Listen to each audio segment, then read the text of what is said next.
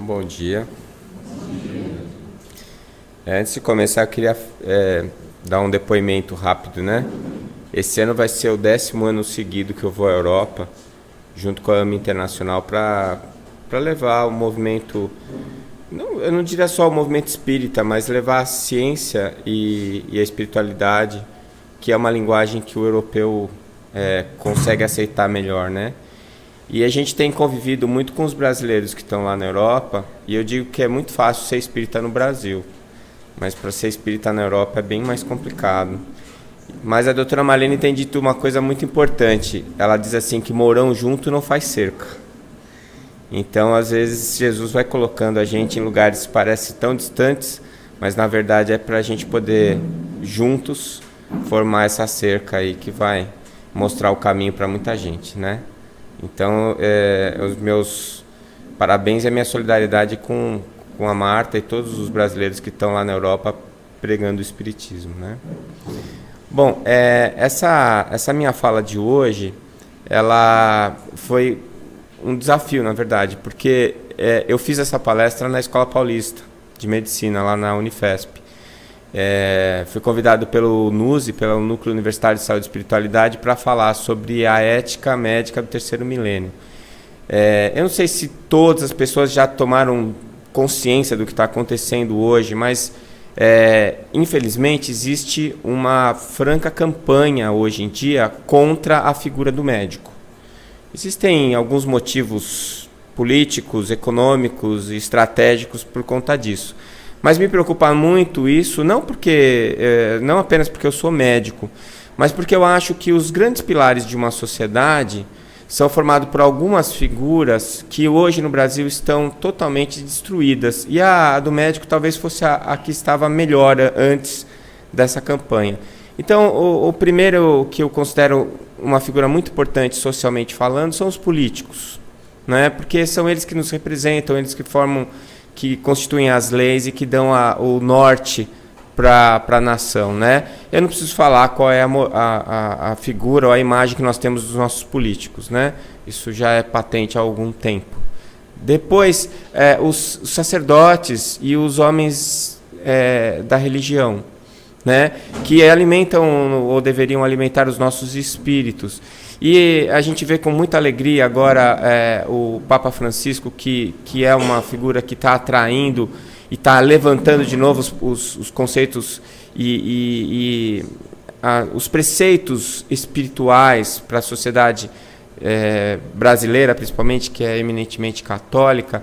Mas, assim, a gente sabe que a figura do sacerdote é uma figura que ou está ligada às questões materiais, de usurpação de dinheiro, ou então com as questões de distúrbios sexuais, e que tirou a crença da população, né, nesses indivíduos que seriam o nosso norte espiritual. Depois os professores, que estão vilipendiados, né, desmoralizados, mal remunerados, e os médicos, não é? Que agora estão sendo colocados como mercenários, bandidos, quem está no SUS não é um bom médico. Então eu vejo com muita preocupação, porque isso desestabiliza de maneira muito importante a sociedade. E eu não consigo entender a quem seria interessante desestabilizar a sociedade brasileira de uma maneira tão importante, ceifando o conceito e a confiança que nós deveríamos ter nessas figuras que, na minha opinião, seriam a base de uma sociedade. Se você não acredita no seu político, se você não tem uma referência religiosa, se você não pode contar com um professor e um médico, o que é que sobra? Não é? A quem que nós vamos recorrer nos momentos de dor e de dificuldade? Né? A quem nós vamos recorrer para estabelecer o nosso plano de futuro, as nossas metas de desenvolvimento e de crescimento. Então, nesse momento em que nós estamos vivendo esse processo de desestruturação da imagem do médico, e no momento em que a gente está vivendo uma série de conflitos e polêmicas éticas com relação ao que pode e ao que não pode ser feito pela medicina, essa palestra, esse pedido de de falar sobre a ética médica do terceiro milênio me soou como um desafio. Mas eu aceitei o desafio e fui para estudar o assunto. E confesso para vocês que assim, eu tinha alguma dificuldade para saber a diferença entre ética e moral. E, aliás, não só a dificuldade, eu não sabia se era diferente ou se não era. E fui estudar. E aí eu fiquei no primeiro momento mais confuso do que eu já estava antes, quando eu comecei a estudar. E depois eu consegui tirar um entendimento, uma conclusão. E é o que eu vou trazer para vocês hoje aqui, para depois a gente fazer a discussão realmente do que nós imaginamos que seja a ética do terceiro milênio para a medicina, né? Então, a primeira coisa é a gente perguntar o que é ética, né? E, obviamente, o ponto primeiro de uma pesquisa é o dicionário, na minha opinião. Fomos lá no dicionário e tem uma definição filosófica no dicionário de ética que diz o seguinte: disciplina que procura determinar a finalidade da vida. Olha, eu fiquei bem confuso diante disso, né? Eu nunca imaginei que uma definição de ética estivesse ligada à finalidade da vida humana e os meios de alcançar essa finalidade, preconizando juízos de valor que permitem distinguir entre o bem e o mal. Eu não sei quanto a vocês, mas na minha cabeça só a segunda parte estava encaixada em ética, que seria os juízos de valor que permitem distinguir o bem e o mal. Eu não tinha na minha cabeça que a ética se preocupava com a finalidade da vida humana. E com essa confusão eu procurei outras fontes e encontrei esse trabalho aqui de Clotet, que eu achei bastante interessante e significativo. Ele diz o seguinte: a ética tem por objetivo facilitar a realização das pessoas. Aí eu entendi melhor o que estava escrito ali em cima com relação a determinar a finalidade da vida humana. Quer dizer, determina a finalidade da vida humana porque a vida humana deve ser um fim em si mesma. Não podem existir vidas humanas que sejam meio. Todas devem ser fim. Então, a ética trata disso. O que é certo, o que é errado, diante da finalidade da vida humana. Ou seja, da vida humana como um fim em si mesmo. E, segundo esse autor, a ética tem que facilitar a realização das pessoas, que como ser humano chegue a realizar-se a si mesmo como tal. Isso é, como pessoa. Então a ética se ocupa e pretende a perfeição do ser humano. Como assim a perfeição do ser humano? Se a gente está diante de algo que se preocupa com a vida humana como um fim em si mesmo, e trabalha pelo que é certo para essa vida humana e para viabilizar o desenvolvimento dessa vida humana, ela deve buscar como último objetivo a perfeição, né? É o aperfeiçoamento constante. Tá legal? Será que deu para entender? Mais ou menos, né? Bom, estamos juntos nessa. Eu também entendi mais ou menos. Aí, continuando na ética, tem a definição da palavra, então. Não mais uma definição filosófica. E aí vem lá, primeiro, ética como princípios morais, porque um indivíduo rege a sua conduta pessoal ou profissional. Sendo que quando a gente está falando da conduta profissional, tem um outro termo mais específico, que é a deontologia. Seria o código deontológico. Então, o código deontológico seria os conceitos considerados bons, né, certos, para um grupo profissional. E a moral, os princípios morais para o indivíduo como pessoa e o indivíduo na sua relação com a sociedade, né? Então a gente já pode perceber, assim logo de cara, que não é uma coisa muito simples. Por isso a confusão que muita gente faz entre ética e moral, né? Bom, então a deontologia é o estudo dos deveres especiais de uma situação, particularmente dos deveres das diversas profissões. Vem do grego deontos, que é o dever. Então, o dever de um médico, o dever de um professor, o dever de um jornalista, o dever de um policial, fazem parte do chamado código deontológico da profissão que ele abraçou, né? E esse código deontológico, a gente vai ver um pouquinho mais adiante, como tudo que se refere à questão moral, é um consenso do grupo, tá? Seja ele o grupo social, não é? Seja ele o grupo profissional, tá bom? Bem, ainda no dicionário a gente tem mais uma definição de ética, que é a ciência da moral. Aí aqui eu dei outra encrencada, porque eu pensei, como assim a ciência da moral? Então, se a ética é a ciência da moral, ética não é igual a moral, né? E a gente está falando de certo e errado, a moral fala do que é certo e que é errado, a ética também. Então, qual é a diferença entre as duas? E essa definição, ela vai mais dar um passo adiante nesse sentido, porque então a ética seria a ciência ou a área do conhecimento humano que se preocupa em estudar a moral. Então elas são muito parecidas, mas não são a mesma coisa. Porque a moral, ela é o consenso que as pessoas tiram do que é certo e que é errado.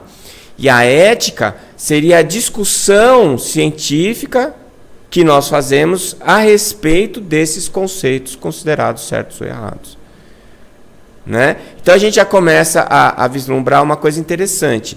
Não é porque é moral que é certo. Pode ser moral e errado. E quem é responsabilizado por julgar o que é certo e o que é errado é a ética. Deu uma melhorada? Está melhorando, né? Eu espero. Então, seria um estudo sistemático da argumentação sobre como nós devemos agir, chamada filosofia moral. E quem fala isso é o Peter Singer, que é considerado a maior autoridade mundial de bioética, tá? Chama-se atenção que ele é de Princeton e que ele é a favor do infanticídio, né? Ele é vegetariano, ele é protetor dos animais, é um militante pela vida dos animais e, paradoxalmente, pelo menos na minha cabeça, ele acha que se uma criança nasce mal formada e os pais decidem que eles não querem encarar a dificuldade de criar aquela criança, eles têm o direito de matar a criança, de eutanasiar a criança, né? Então, aí é que está o que é moral e o que é ético, né? A discussão ética, é como ele mesmo definiu, é a discussão como estudo sistemático da argumentação sobre como nós devemos agir. A ética vai discutir a moral, né? A moral, ela nasce da sociedade, do grupo como um todo, tá? A etimologia da palavra, ou seja, o que significa a palavra, traz alguns esclarecimentos e outras confusões. Então é assim, vem do termo étique, eu acho que é assim que se pronuncia, a gente precisa perguntar para o Haroldo Dutra, né, que eu não sou especialista em grego, e tem duas origens possíveis. A primeira vem da palavra ethos com E curto. Olha só que legal. Ethos, quando você pronuncia com E curto, significa costume. E se você pronunciar a palavra ethos com o E longo, né, então ela não é costume, ela é propriedade do caráter ou modo de ser. Então eu tenho duas maneiras de interpretar a ética. Seria ou como o costume, que é o que a gente está definindo como moral, né? Que é o que a sociedade costuma considerar certo ou errado, e o ethos com o E longo, que significa o modo de ser, ou o caráter, que já não tem muito a ver com essa questão de costumes, tem mais a ver com a discussão do que é certo ser, de como se deve ser, tá? Aqui está mais ligada à definição de ética, tá? Então, a ética com E curto, em latim, ela se chama moral. Então, a tradução da palavra ethos com E curto, em latim, é moral, que tem o mesmo significado, ou seja, costume, ou costumes, né? Por isso, a palavra étique, ou ethos, em grego, deu origem às duas definições, tanto de moral quanto de ética. A moral seria a ethos com E curto e a ética o ethos com E longo, né? A segunda é que deu a palavra ética, tá? Então, olha essa definição de Moore aqui. Ética é a investigação geral sobre aquilo que é bom. Então, é na ética que a gente vai discutir se é bom ou se não é bom, se é certo ou se não é certo, né? Bom, depois de ter deixado vocês bem confusos, aí agora eu vou tentar trocar em miúdos, né? Para a gente entender a diferença entre as duas, né? A definição filosófica de moral. Domínio da filosofia que se ocupa dos problemas relativos à conduta do homem na sua vida pessoal e social, tá? Então, a gente tem que ter, e é isso que se discute hoje na sociedade, o que a gente acha que está certo e que todo mundo pode fazer, e o que a gente acha que está errado e que as pessoas não podem fazer, né? Essa é a moral, tá?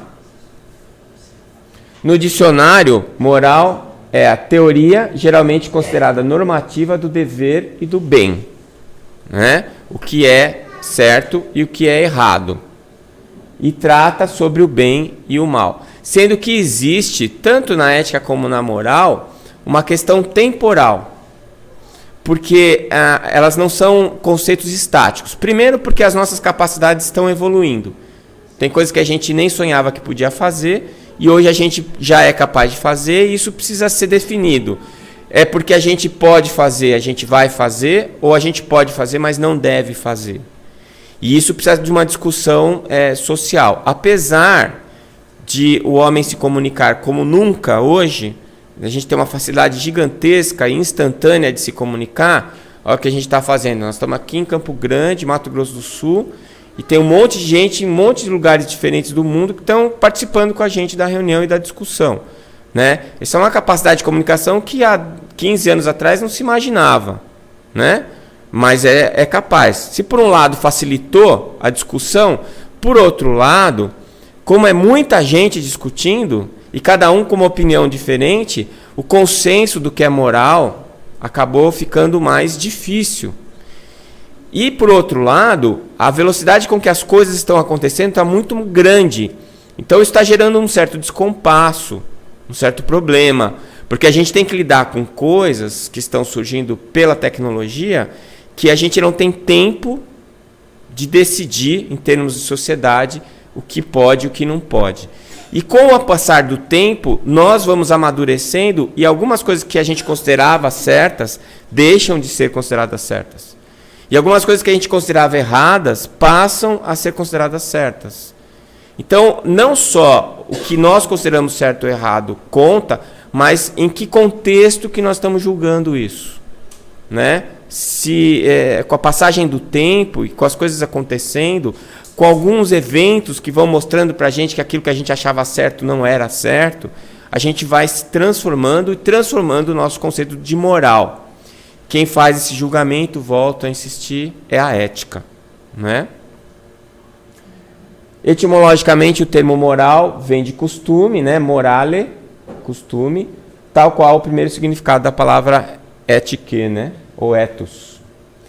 Então, a ética versus moral. No contexto filosófico, a ética é a ciência da moral, ou aquela que estuda os valores morais que orientam o comportamento humano em sociedade, né? E a moral são os costumes, regras, tabus e convenções. Veja só que o autor coloca tabus e convenções. Os tabus e as convenções nem sempre são certos. Eles podem ser considerados certos, mas eles não precisam obrigatoriamente estar certos só porque são considerados durante um tempo em determinada sociedade como sendo morais, né? Estabelecidas por uma determinada sociedade em determinado período de tempo. Tá bom? Muito bem. A ética, então, é uma reflexão sobre a moral. Não sei se eu estou ajudando ou se eu estou atrapalhando, né? Moral é o que orienta os cidadãos sobre o que é certo e o que é errado. Então, uma e outra vão guiar a conduta humana. Entretanto, enquanto a moral incorpora as regras que são estabelecidas pela própria sociedade, A ética é a parte da filosofia que estuda a moral, reflete sobre suas regras, podendo inclusive contestá-las. Tá? Então, moral é o que nós estamos vivendo hoje, que a gente considera certo ou que a gente considera errado. E a ética é a discussão a respeito desses conceitos, o que a gente vai levar como certo ou não. Então vamos lá para os nossos exemplos. Nem sempre o que é moral é certo ou é ético.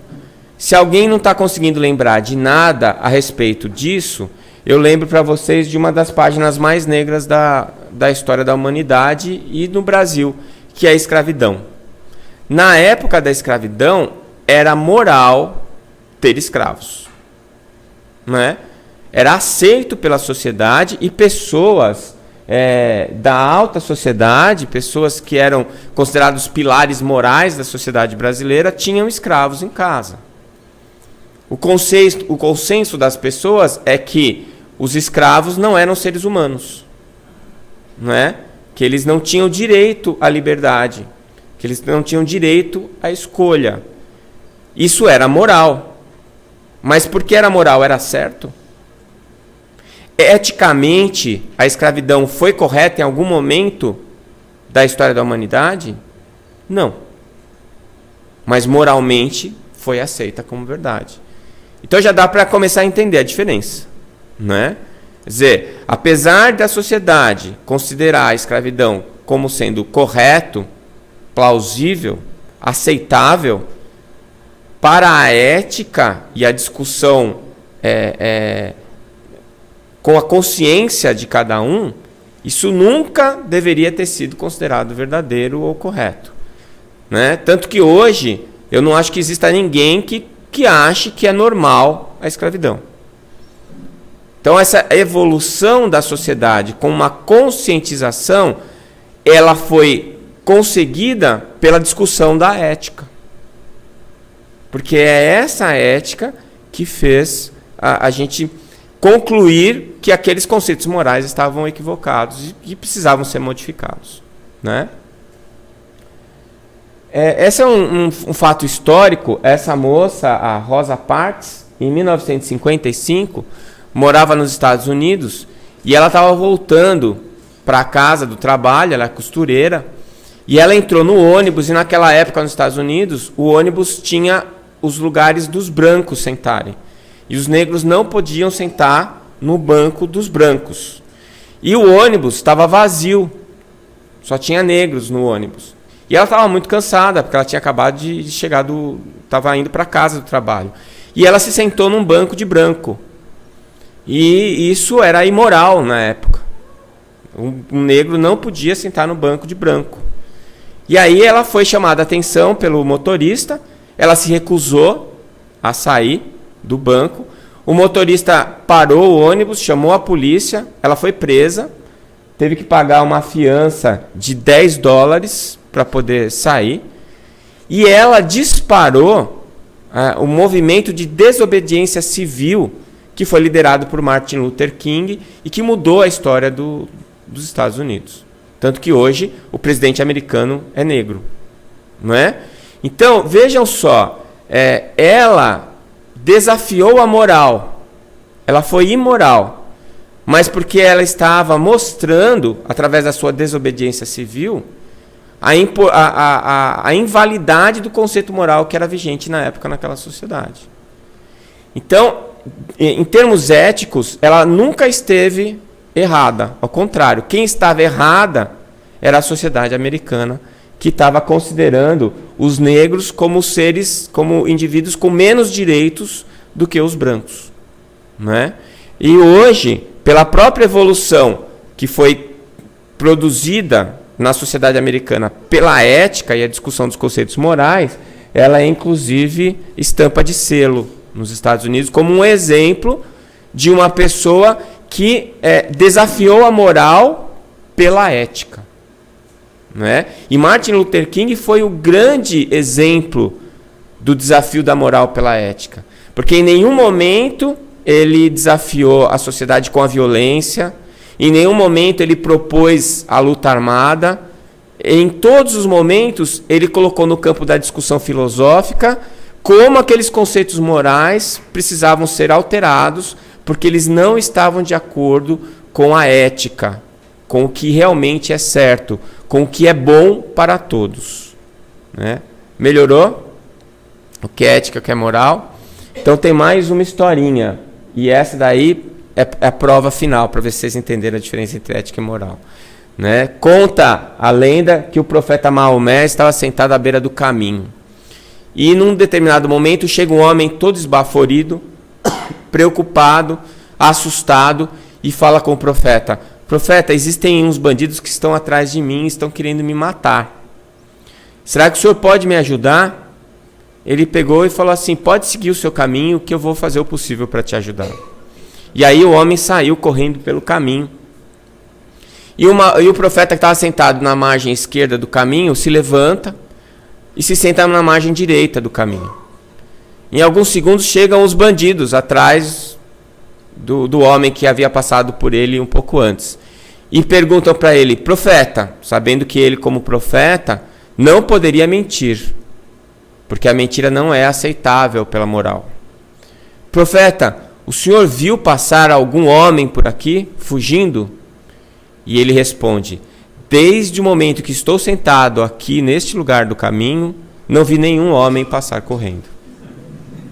E aí os homens se perderam e não acharam a pessoa que estava fugindo deles. Vamos analisar a postura do profeta, né? E a pergunta que a gente faz é a seguinte: ele foi moral ou foi imoral? Se a gente levar em consideração que ele não falou mentira, ele foi moral. Mas ele não falou a mentira, mas ele dissimulou para não falar a mentira. E dependendo de como você considerar, você pode considerar ele imoral. Né? Eu não sei qual a opinião de cada um de vocês.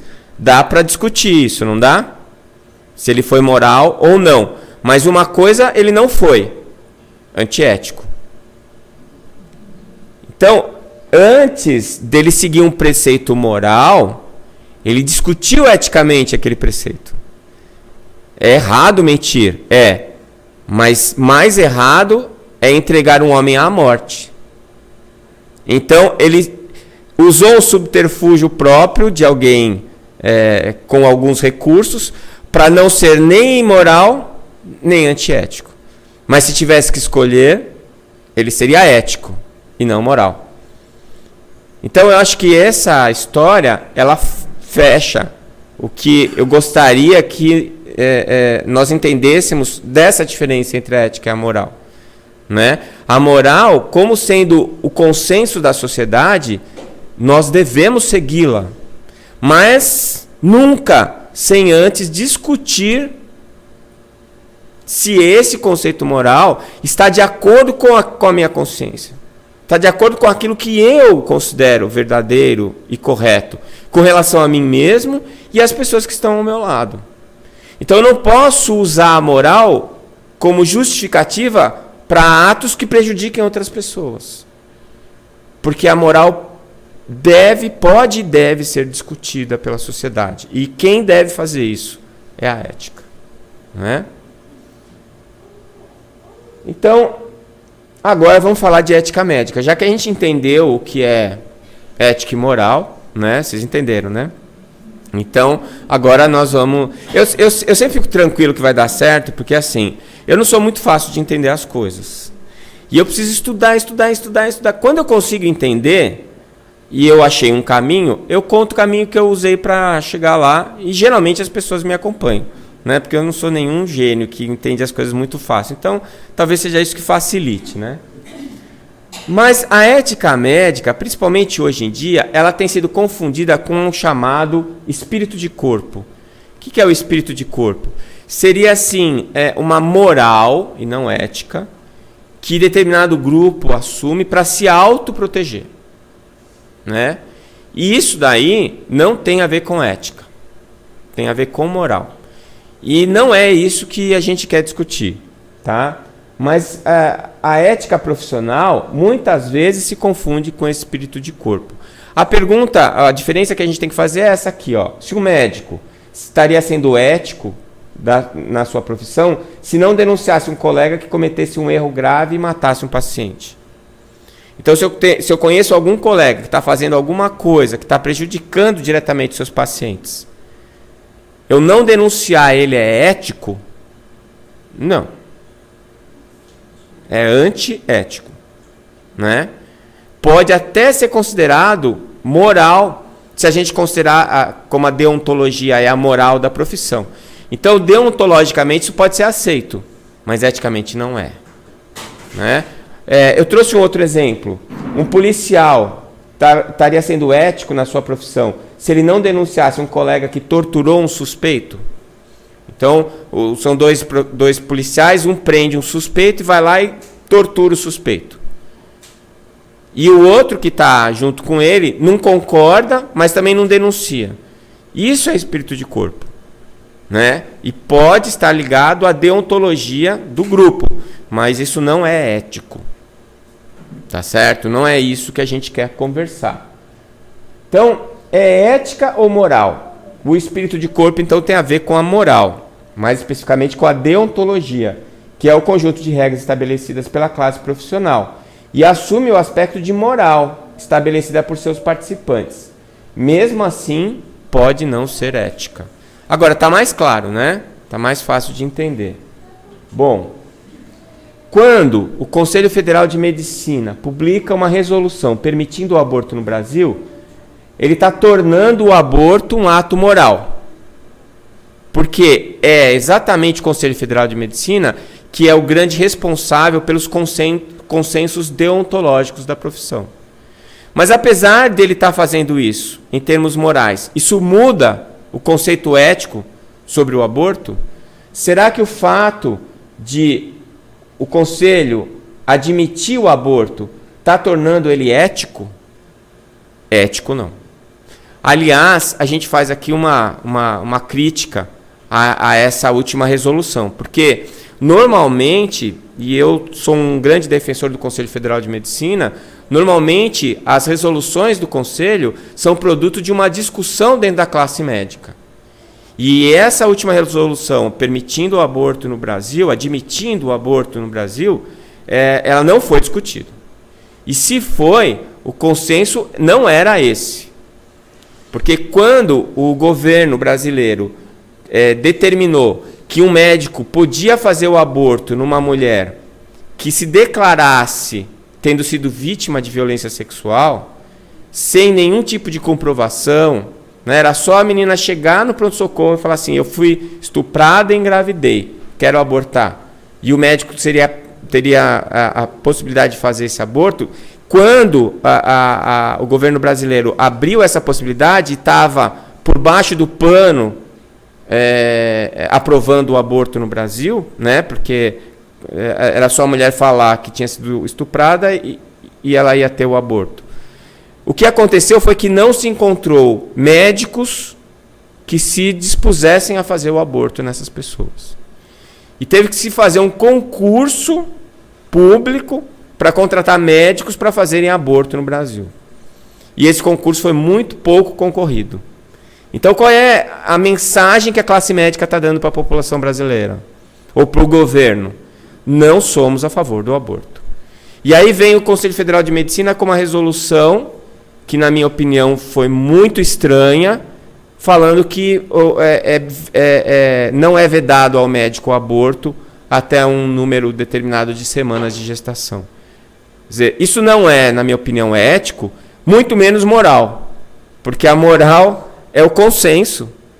E o consenso que estava sinalizado é que os médicos são contra. Aliás, é um contrassenso, na minha opinião, o médico ser a favor de qualquer tipo de procedimento que interrompa a vida, já que a nossa missão principal é a preservação e o cuidado à vida, e não a exterminação da vida em qualquer situação que seja, não é? Bom, não seria então mais correto a gente chamar de deontologia médica, em vez de chamar de ética médica, esse conjunto de regras, né, que a gente está seguindo e usando? Quer dizer, eu como médico sou obrigado a seguir a deontologia médica? Sim. desde que ela esteja de acordo com a minha consciência. Então, mesmo que a deontologia médica admita o aborto como uma possibilidade, eu posso alegar problemas de consciência e não fazer o aborto. Ninguém pode me obrigar a fazer um ato médico que vá contra aquilo que eu acredito que é certo.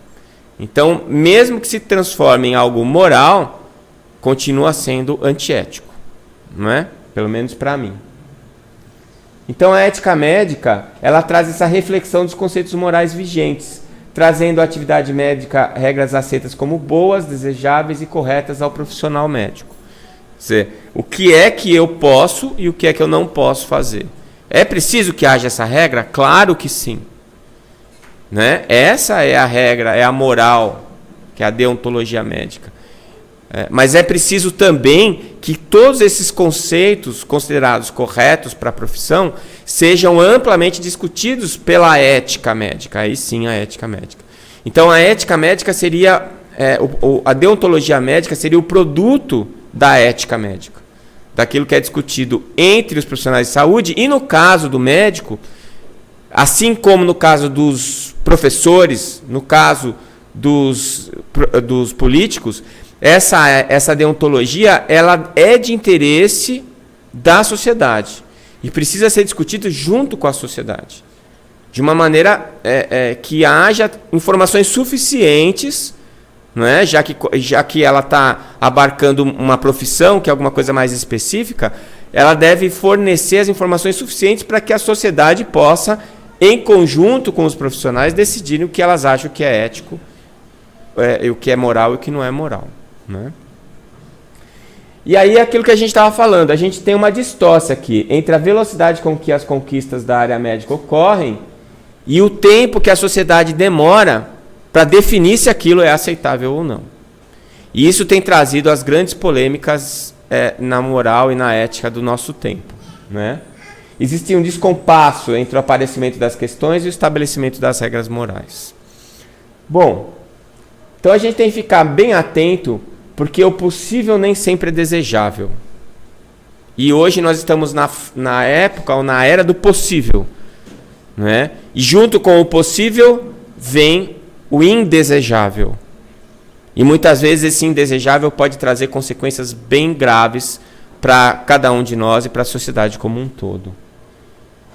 Quais são os pontos mais polêmicos na ética médica hoje? Eu não sei se vocês vão concordar comigo, eu elenquei alguns deles. O aborto é uma polêmica. A utilização de células embrionárias, polêmica. Manipulação genética de embriões, polêmica. Eutanásia. E aqui eu fiz uma divisão por conta própria. Suicídio assistido, que eu separei da eutanásia, que na minha opinião são coisas diferentes. Né? Nós vamos discutir um pouquinho sobre isso. E a distanásia. A distanásia é o uso desproporcionado da tecnologia para evitar a morte de alguém. Quer dizer, alguém que já não tem mais nenhuma chance de sobreviver e ainda assim sofre um tratamento, entre aspas, que prolonga a sua vida em detrimento da qualidade e do seu conforto, do seu bem-estar. Né? Então, vocês concordam que, se não estão todos aí, esses são os principais? Bom, a pergunta é, o que é que tem em comum todos esses questionamentos?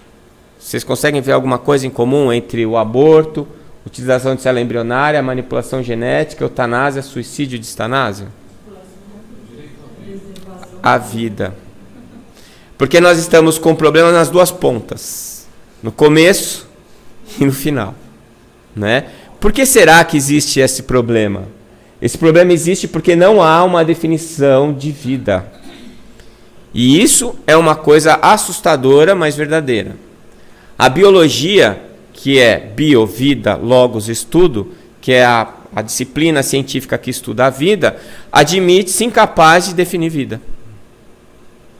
Então, se a biologia não define vida, né, você vai ter problemas éticos. Porque como é que você vai decidir alguma coisa sobre algo que você não define? Como é que você vai definir o que é certo e o que é errado se você não tem na base um conhecimento sólido sobre o que aquilo significa efetivamente? Né? E para quem estuda um pouquinho essa questão da definição de vida, já entende o que eu estou falando. Esse senhor, Dr. Ernest Mayr, considerado um dos maiores biólogos do século passado, importantíssimo na evolução e vários conceitos que hoje são considerados verdades na biologia, ele morreu com 100 anos, né? Publicando um livro. Ele publicou o livro pouco depois, ele desencarnou. E ele falava o seguinte, que a vida não pode ser definida, apenas o processo da vida, que seriam os seres vivos.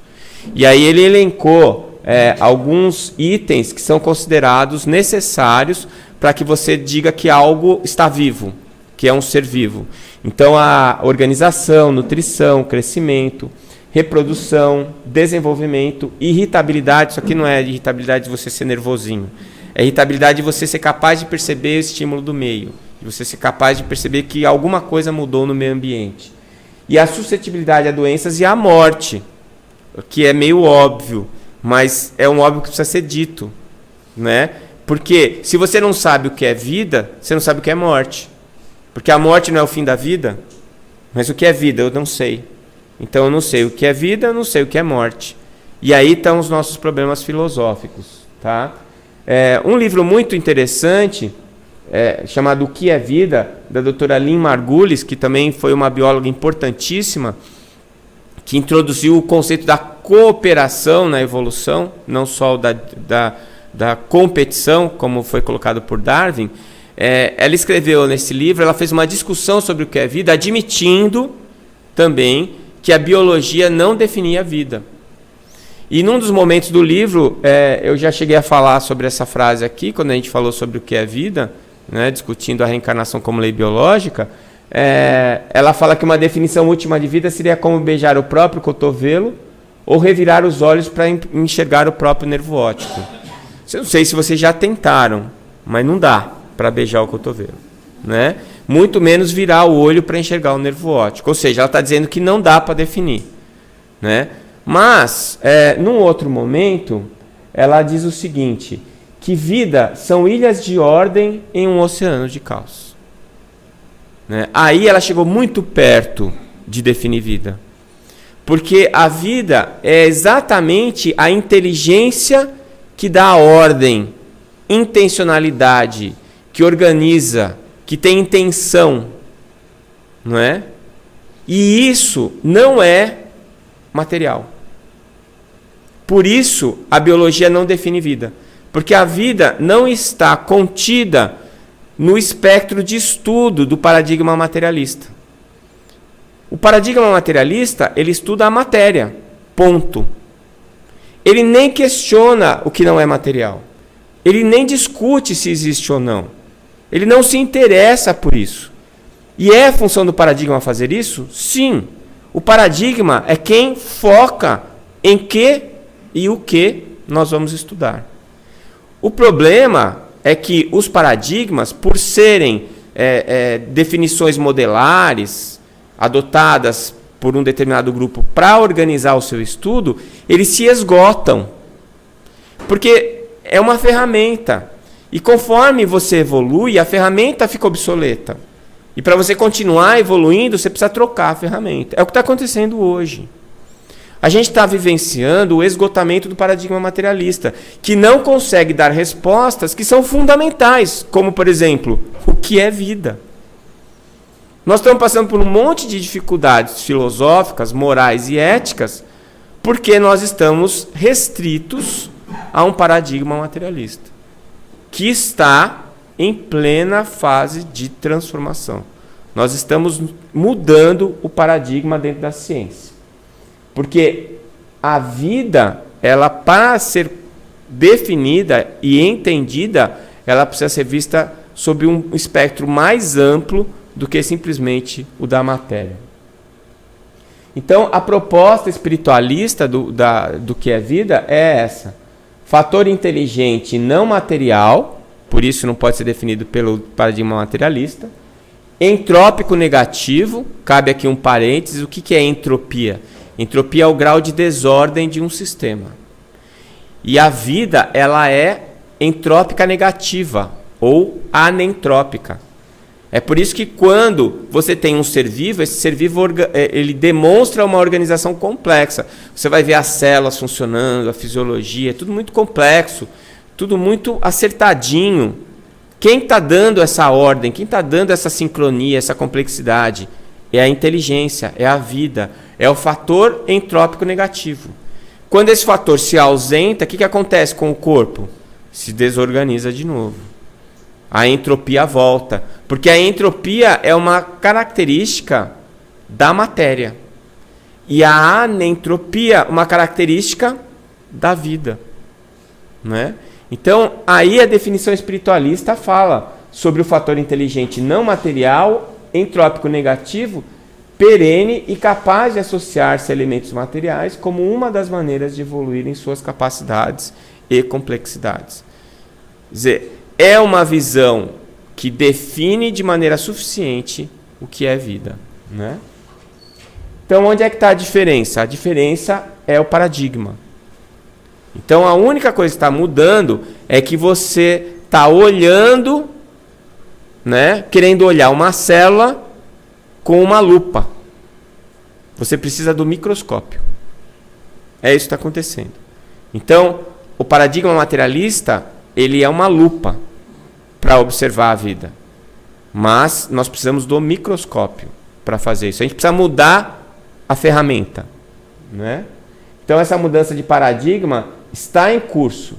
E o paradigma espiritualista trará a definição de vida e, junto com ela, as condições para a gente poder exercer de maneira correta e completa a ética da vida, a bioética e, consequentemente, a ética médica. Nós vamos redimensionar a deontologia médica, salvaguardando a vida em qualquer que seja a sua manifestação. Porque uma vez que fique muito bem definido isso, olha, a última discussão que a gente teve em sociedade sobre sobre o início da vida foi catastrófica. Quer dizer, a gente tem mais dificuldade de definir o fim da vida hoje do que o início. O início da vida, em termos biológicos, embriológicos, obstétricos, genéticos, é a fecundação. É o momento em que o espermatozoide se une ao ovócito. Esse momento é o início da vida. Em termos biológicos, em termos materiais e em termos espirituais também, né? Apesar que para nós espíritas a vida já começou antes, mas ali é um marco da vida encarnada, não é? E mesmo isso que não há discussão teórica, isso foi questionado por pessoas que são consideradas referência na nossa sociedade. E que vinham na televisão, no rádio, confundir a sociedade dizendo que a gente não sabia quando a vida começava. Bom, a gente sabe. E por que essa confusão? Para gerar a tal da flexibilização dos conceitos.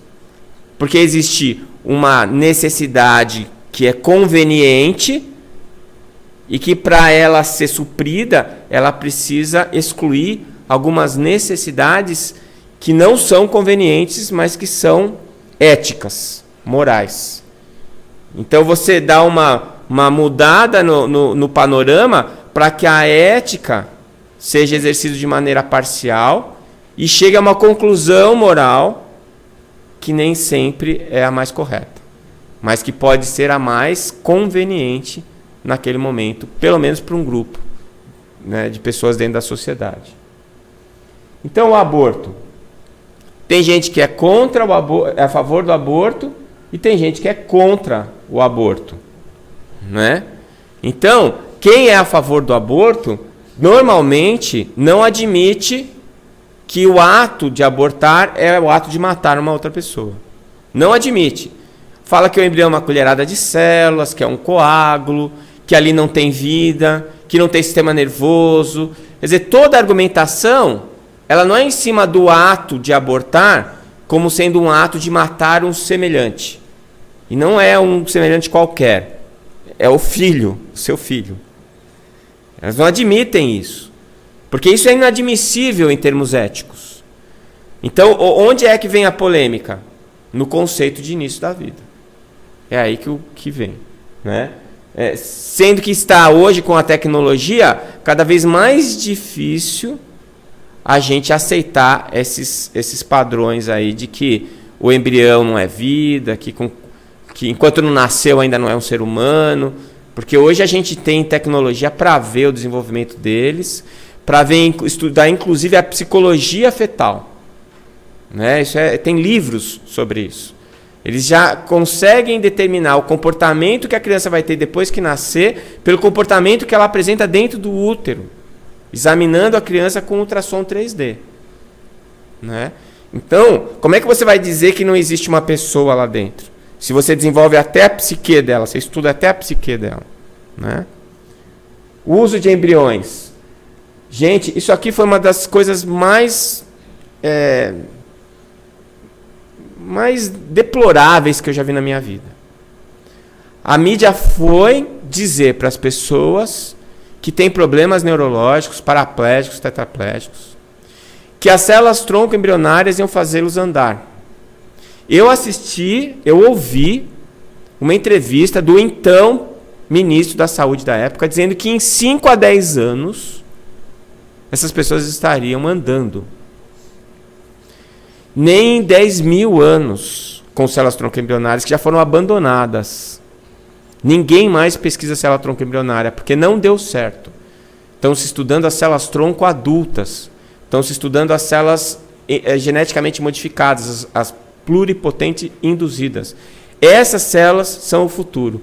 E isso já era dito na época da lei de biossegurança. Já era dito. E mais uma vez uma cortina de fumaça, jogando conceitos errôneos, jogando polêmica em cima de pontos bem definidos, gerou uma confusão na sociedade de quem é que podia ser contra um paraplégico andar. Mas eu via lá na televisão aquelas pessoas emocionadas com a aprovação da lei, como se aquilo significasse que elas fossem andar. Então elas foram enganadas, elas foram ludibriadas em nome de um interesse outro, que não o interesse ético. Não é? Então, essa foto brinca bem com isso, né? Quer dizer, quem é que vai ter que defender o embrião? Ele mesmo? Ele vai ter que ler, estudar direito no útero para poder se defender? Somos nós que somos responsáveis por eles. Não existe ser humano mais suscetível, mais vulnerável do que o embrião e o feto. E nós temos a responsabilidade sobre a vida deles. Não podemos nos fugir dessa responsabilidade. E é uma das páginas mais lindas da medicina, é o desenvolvimento embrionário. Esse projeto complexo que se desenvolve de maneira tão perfeita, tão sincronizada. Não tem como a gente ignorar isso. A gente tem que admitir, respeitar e proteger. E a eutanásia? Cabe aqui um lembrete importante. Nós não somos contra as pessoas que são a favor da eutanásia. Nós somos contra a eutanásia. O mesmo vale com relação ao aborto. Nós não combatemos as mulheres que fizeram aborto, porque elas são vítimas também. O aborto gera uma situação bem conhecida na medicina chamada síndrome pós-traumática. E as mulheres que fizeram aborto, mesmo as que não tinham nenhum tipo de limitação moral pela sociedade em que viviam, elas sofrem de depressão por culpa depois de terem abortadas. Então, elas também são vítimas do aborto. Elas também precisam do nosso conforto. E as pessoas que pedem eutanásia são pessoas que pedem ajuda. Na Suíça, que a segunda maior causa de morte na Suíça é o suicídio, foi feito um trabalho em que, de cada 10 pessoas que pediam o suicídio assistido, foi feito um trabalho em que, em vez de elas terem atendidas o seu pedido e irem para o suicídio assistido, que lá é legalizado, elas recebiam antidepressivos. E depois de algum tempo, elas eram reavaliadas e 90% delas não queriam mais o suicídio. Então, quando uma pessoa vem para você e diz que não quer mais viver e te pede para você matar ela está te pedindo ajuda. E a ajuda não é matar ela. A ajuda é dar suporte à dor que ela está sentindo. Porque a dor emocional não passa com Novalgina. Não passa com analgésico nem com anti-inflamatório. Essa é a dor mais difícil de tratar. E por essa incapacidade, muitas vezes, que nós, como médicos, temos de tratar a dor emocional, nós lançamos mão da única coisa que nós temos, que é a nossa interferência física sobre o corpo do indivíduo. Ou tirando a consciência ou a vida, no caso do suicídio assistido. Né? Não é isso que nós devemos fazer. Nós temos que buscar outros caminhos para auxiliar. E o suicídio assistido? Qual é a diferença entre a eutanásia e o suicídio assistido? Na eutanásia, eu tenho um paciente, esse paciente está vivo, não é? Mas ele está sob o meu cuidado, como médico. E eu tomo uma medida para abreviar a vida desse paciente. Eu tomo uma medida para que ele morra antes do que ele morreria sem a minha intervenção. Isso é eutanásia. Né? E ela pode ser considerada ativa ou passiva. A ativa, quando eu faço alguma coisa, eu vou lá e faço uma medicação, ou eu vou lá e tomo uma atitude específica. E a passiva, quando eu deixo de fazer alguma coisa que eu deveria fazer para ela continuar viva. Né? E aí nós temos um probleminha que nós vamos discutir daqui a pouco. A diferença entre tratar e cuidar. Né? Cabe ao médico definir o tratamento. O cuidado é a obrigação de médicos e de outras pessoas, de todo mundo. Nós temos que cuidar daqueles que não podem se cuidar sozinhos. Né? Então, o suicídio assistido é quando você tem alguém... Essa foto é do aquele filme Mar Adentro, não sei quem já assistiu o filme, né? Em que o indivíduo sofreu um acidente, ficou tetraplégico por causa do acidente, e ele não admitia viver tetraplégico. E aí ele lutou para conseguir o direito de se matar. Só que como ele não podia se matar, que ele era tetraplégico, ele pedia que alguém fizesse isso por ele. Isso é o suicídio assistido. Né? Então, quando alguém, por algum motivo, pede para que um médico ou um profissional de saúde interrompa a sua vida. Ele pede isso. Tá? Já expliquei, não é? Quer dizer, se você tratar esse indivíduo com antidepressivo e fizer uma terapia psicológica nele, se você introduzir a espiritualidade na vida desse indivíduo, né, eu duvido que ele mantenha essa sua vontade de se exterminar, de exterminar a sua própria vida. Né? Agora, o que a gente tem observado, nos casos da Terra Esquiavo, por exemplo, e da Eluana Englaro, não sei se vocês lembram desses casos, esses casos, para mim, não foram suicídio assistido. Primeiro, por quê? Porque elas não estavam em condições de pedir. Nenhuma das duas. E segundo, não foi eutanásia. Por quê? Porque a eutanásia seria ou a interrupção de um tratamento, que elas não estavam recebendo tratamento nenhum, né? Ou então, eu fazer alguma coisa, alguma medicação que interrompesse a vida delas por uma questão humanitária, uma questão humanitária. Então, no caso delas, eu acho que foram homicídios por abandono. Porque o que essas duas pacientes estavam recebendo? Elas tinham gastrostomias, em que elas recebiam água e alimento pela gastrostomia, porque elas não podiam comer. E elas precisavam de alguém que fizesse a higiene delas, que trocasse elas, que mantesse as duas aquecidas e que fizesse a mobilização no leito para elas não fazerem escaras. O que é isso? É tratamento? Isso é cuidado. Quando nasce um recém-nascido, esse recém-nascido precisa de alguém que alimente ele, não precisa? Precisa de alguém que troque a fralda dele, precisa de alguém que mantenha ele aquecido, que leve ele para o berço, que faça ele dormir, que alimente. Isso é tratamento? Isso é cuidado. Alguém acha que é correto uma mãe deixar uma criança no berço e ir embora viajar? Ficar um mês fora? Depois voltar e a criança está morta? O que é isso? Não é homicídio? É homicídio por abandono. apesar de as pessoas envolvidas nesses dois casos estarem imbuídas de uma dor emocional muito grande, de ver os seus entes queridos numa situação neurológica de degeneração neurológica, essas duas pacientes não precisavam de tratamento. Elas só precisavam de cuidado. Isso não foi eutanásia, foi abandono. Elas morreram por desidratação, porque foi interrompida a alimentação e a hidratação dessas duas pacientes.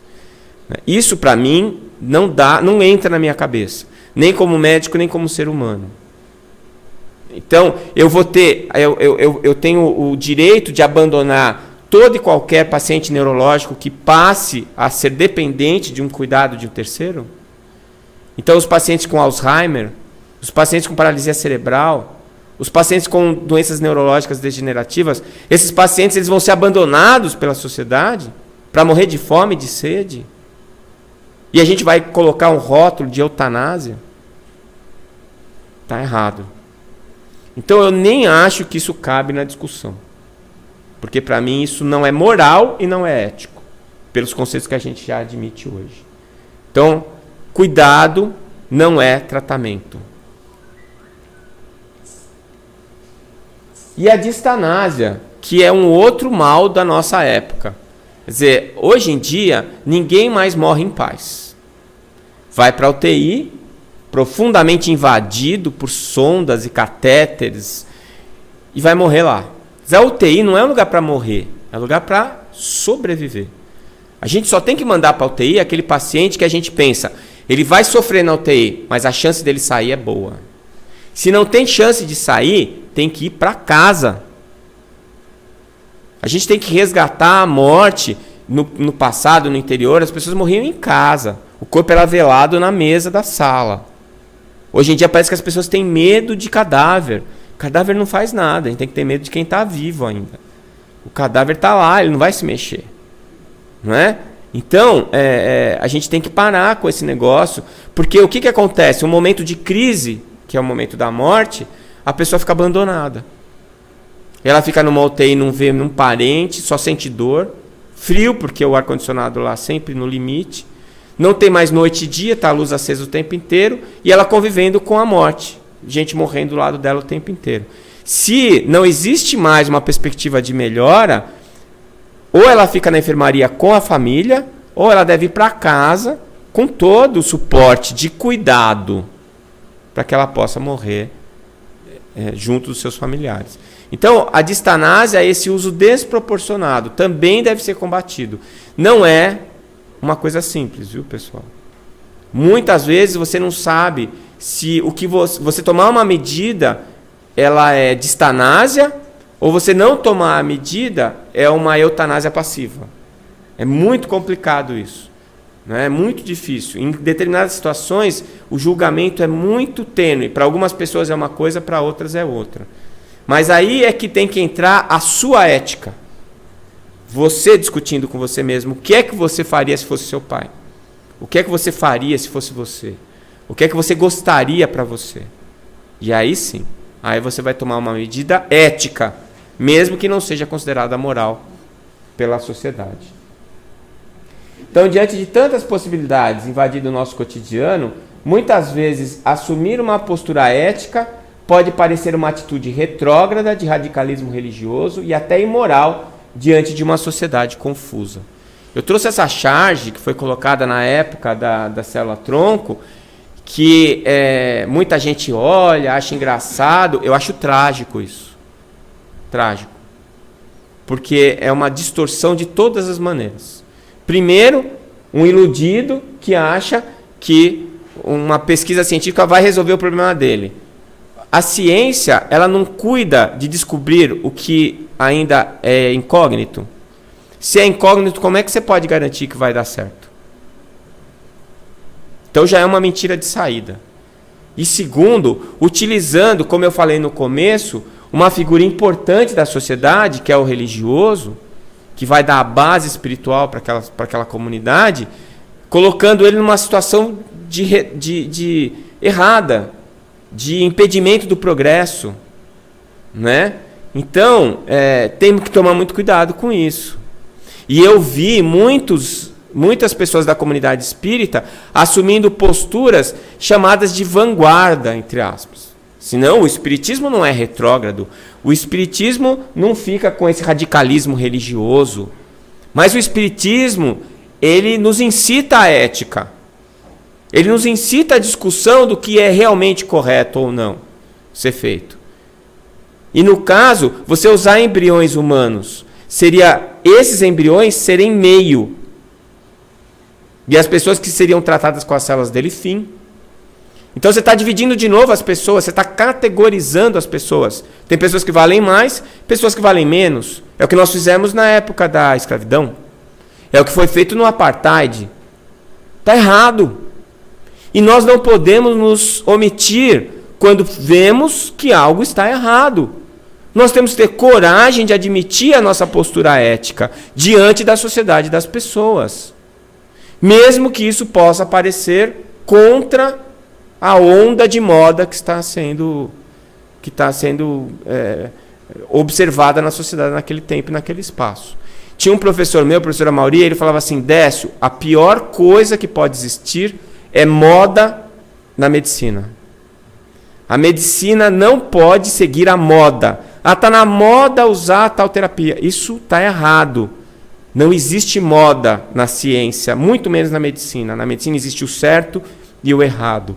E nós temos que perseguir o certo constantemente. Evitar o errado a todo custo. Mesmo que isso possa significar uma atitude antipática diante da sociedade. Ou até uma atitude considerada imoral. Desde que nós mantenhamos a nossa ética intacta. Que essa é a que deve prevalecer. Então, a covardia coloca a questão: é seguro? O comodismo coloca a questão: é popular? A etiqueta coloca a questão: é elegante? Mas a consciência coloca a questão: é correto? Então, chega um momento em que temos que tomar uma posição que não é segura, não é popular e não é elegante. Mas temos que fazer, porque a nossa consciência nos diz que essa é a atitude correta. Martin Luther King.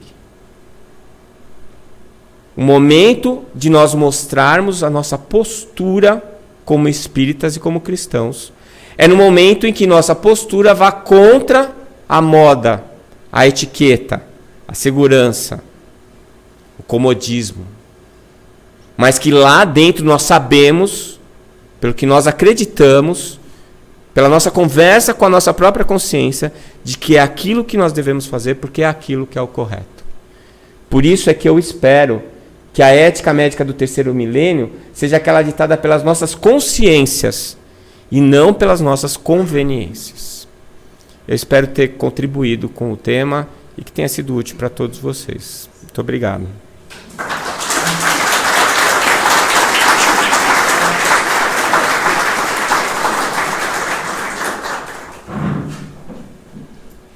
Cada dia mais, de minha parte, me sinto tão pequeno, porque uma palestra como esta pôde esclarecer para nós nas minudências sobre a ética, a moral, o que estamos fazendo de nossa vida e de nossas atitudes. Realmente eu creio que todos os ouvintes, todos os pessoas que estão nos vendo pela web TV, aqui do Recanto da Prece, tiveram uma manhã magnífica de esclarecimento, com riqueza de detalhes, com início na preparação para entendermos a diferença entre ética e moral, para compreendermos melhor a palestra. Muito obrigado, Dr. Décio. Realmente, essa palestra já irá também para o YouTube, para que outras pessoas depois possam, tanto na página do Recanto da Prece, Blogspot, como também no YouTube, ter a oportunidade de rever estes conceitos, esta palestra magnífica. A nossa gratidão a todos aqueles que retransmitiram este encontro, a Rede Amigo Espírita, Rádio Fraternidade, Rádio Portal da Luz, enfim, todos aqueles que estão de alguma forma contribuindo para que a mensagem espírita, a mensagem que foi trazida por Allan Kardec, possa chegar a mais corações no Brasil, no mundo. Nós queremos dizer que o nosso estudo do próximo sábado é o que foi sorteado no sábado anterior, e esperaremos todos aqui no próximo sábado e também nos endereços das nossas transmissões. Nós convidamos agora a Jônia, que é da Fundação Chico Xavier e da Rádio Coração do Mundo, para fazer a prece de agradecimento e de encerramento.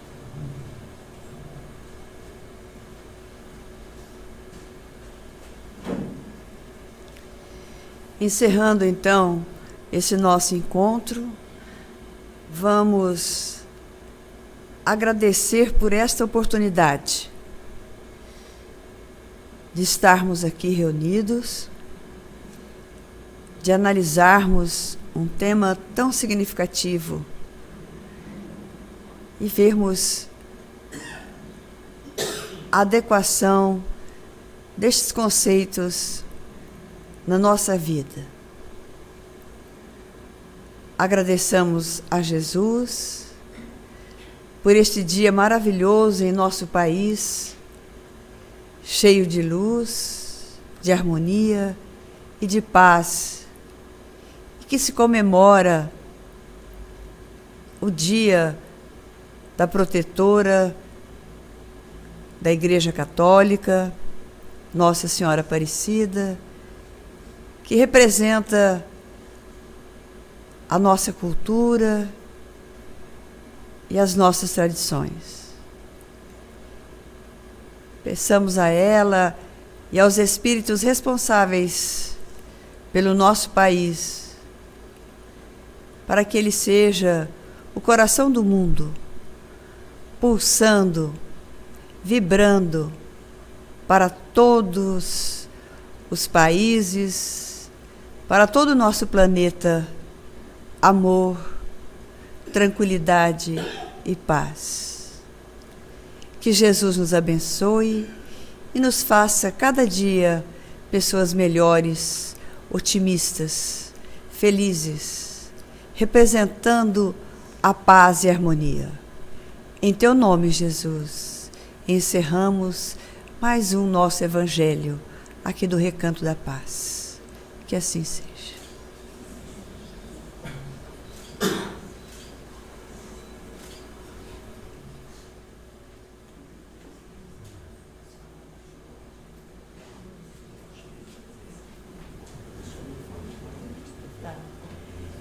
Então, nós queremos também convidar a todos que no dia 2 de novembro, que comemora o dia da morte, né, o dia dos finados, já tem sido uma tradição da Fundação Chico Xavier, a homenagem à vida.